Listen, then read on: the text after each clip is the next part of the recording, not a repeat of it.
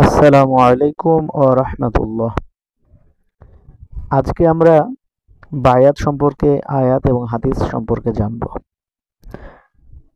বিসমিল্লাহির রহমানির রহিম।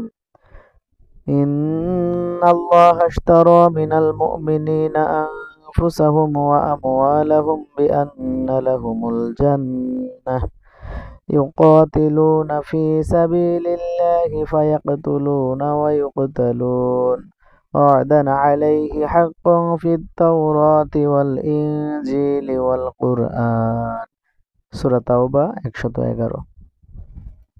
বিসমিল্লাহির রহমানির রহিম।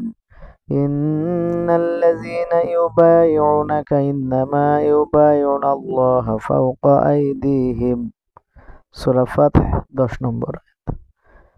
বিসমিল্লাহির রহমানির রহিম। قل إن صلاتي ونسكي ومحياي ومماتي لله رب العالمين أنعام 162। حديث عن ابن عمر رضي الله تعالى عنه قال قال رسول الله صلى الله عليه وسلم من مات ليس في أنوكه بعيات مات ميتة جاهلية رواه المسلم। আল্লাহ রাব্বুল আলামিন সকলকে কবুল করুন। আসসালামু আলাইকুম ওয়া রাহমাতুল্লাহ।